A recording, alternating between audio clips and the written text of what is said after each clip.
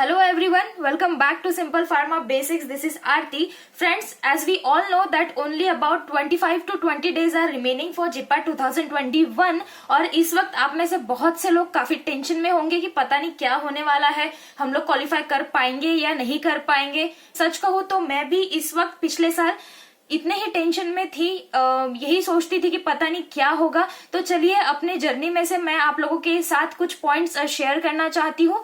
सच में इन पॉइंट्स का मुझे बहुत ज्यादा फायदा हुआ था एंड आई होप कि इसका आपको भी फायदा हो। But before that, if you are new to my channel, please subscribe the channel and turn on the notification right now and like and share the video.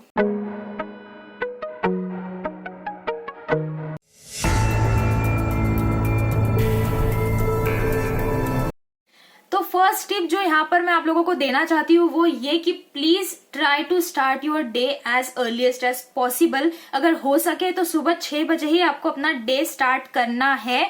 अब कुछ लोग कहेंगे कि वो लोग रात को बहुत देर तक पढ़ते हैं, लाइक मैं खुद रात को 3 या 3:30 बजे तक कभी कभी पढ़ती थी।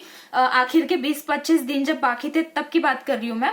तो फिर भी लेकिन इस वजह से मेरे सुबह के शेड्यूल पे कभी कोई इफेक्ट नहीं गिरा। सुबह 6 बजे से मैं अपना रूटीन स्टार्ट कर देती थी। तो अब बात करते हैं कि सुबह 6 बजे उठ के आपको क्या पढ़ना है। आप लोगों ने अपनी कुछ नोट्स निकाली होंगी, लाइक कुछ पेजेस पे आप लोगों ने फार्माकोलॉजी के क्लासिफिकेशन, देन फार्माकोग्नोसी के क्लासिफिकेशन या फार्मास्यूटिकल केमिस्ट्री की नेम रिएक्शंस आप लोगों ने निकाली होंगी, या स्पेक्ट्रल एनालिसिस में टाइप्स ऑफ डिटेक्टर्स कौन से यूज होते हैं एंड ऑल, वो आप लोगों ने निकाले हैं। तो वो आप लोगों को पढ़ना है सुबह 6 बजे उठ के। अगर आप चाहते हो कि मैं इस पर एक सेपरेट वीडियो बनाऊं कि आपको कौन से सब्जेक्ट से कौन से टॉपिक पे इस तरह की शॉर्ट नोट्स बनानी है, उनको कैसे पढ़ना है ताकि आपको वो बहुत देर तक के बहुत दिनों तक याद रहे, तो मैं इस पे ये वीडियो बना दूंगी। अगर आप चाहते हो तो please let me know in the comment section. So second point जो मैं आप लोगों के साथ डिस्कस करना चाहती हूँ वो ये कि don't try to refer any new book और don't try to study any new thing, because ये जो समय है आपका वो सिर्फ और सिर्फ प्रैक्टिस एंड रिवीजन का समय है। आप लोगों को कुछ भी नया नहीं पढ़ना है, क्योंकि अगर मैं अपना खुद का एक एग्जाम्पल दो, फेलियर तो नहीं बोलेंगे बट एक एग्जाम्पल मैं खुद का देना चाहती हूँ कि लाइक फॉर जब मैं नाइपर के लिए अभी प्रिपेयर कर रही थी तो हम लोगों के कुछ व्हाट्सएप ग्रुप्स होते थे जहां पर हम लोग क्वेश्चंस डिस्कस करते थे। तो उस समय मुझे जो भी लगता था कि यार ये तो चीज मैंने पढ़ी नहीं है, ये आंसर तो मुझे आ ही नहीं रहा है, तो मैं अपना बेसिक्स छोड़ के उन चीजों के पीछे भागती थी कि मुझे ये पढ़ना है, इस ड्रग का स्ट्रक्चर, उस ड्रग का स्ट्रक्चर, इसका नॉमेनक्लेचर, उसका नॉमेनक्लेचर।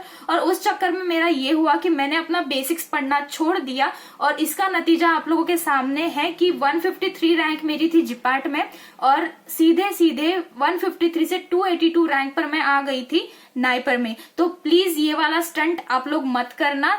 आप लोग अपना कॉन्फिडेंस भी लूज करोगे और आप लोग अपना रैंक भी लूज करोगे। तो प्लीज नई चीज आप मत पढ़ना, जो भी आपकी पुरानी नोट्स है, क्लास नोट्स है, उसी को रिवाइज करना। ओके।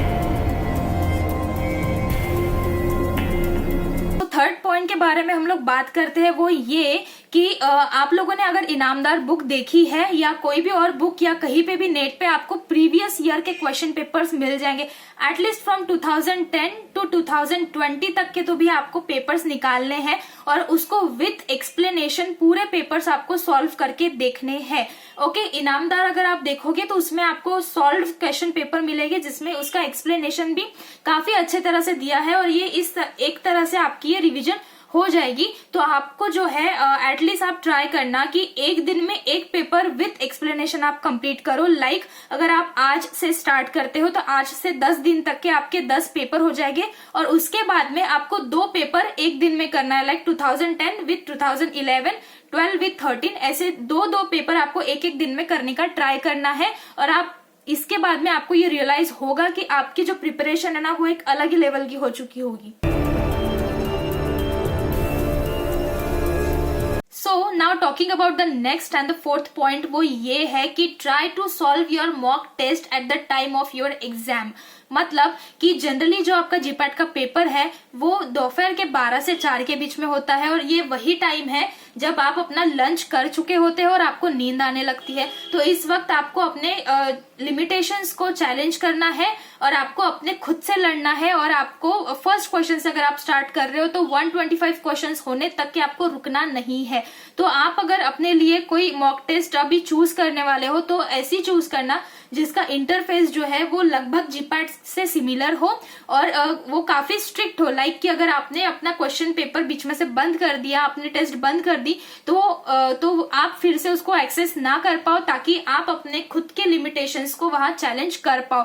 तो स्ट्रिक्ट वाली टेस्ट सीरीज आप चूज करना। अगर आप चाहते हो कि मैं आपको कोई टेस्ट सीरीज रिकमेंड करूं, आपको कोई सजेस्ट करूं, तो मुझे आप कमेंट सेक्शन में बताना, I will recommend you.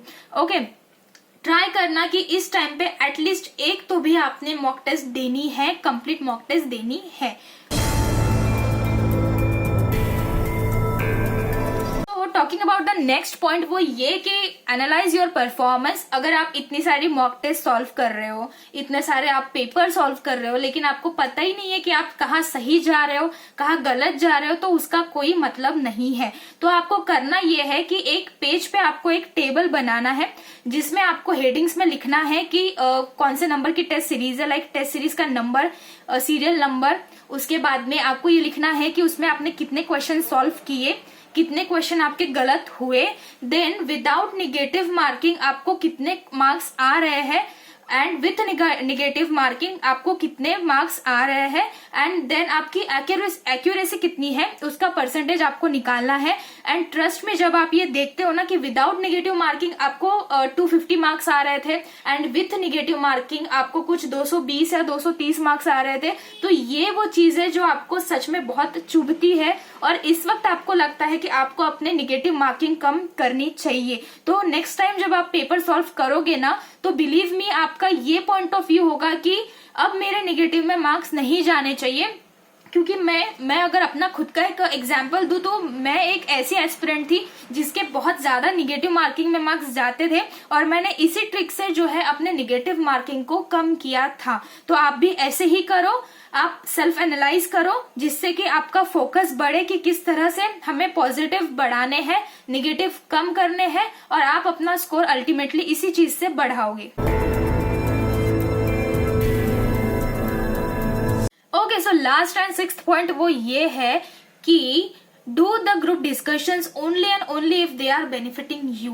Generally ऐसा होता है कि हमारे फ्रेंड्स का ग्रुप होता है और हम लोग उन लोगों के साथ में डिस्कस करते हुए पढ़ते हैं।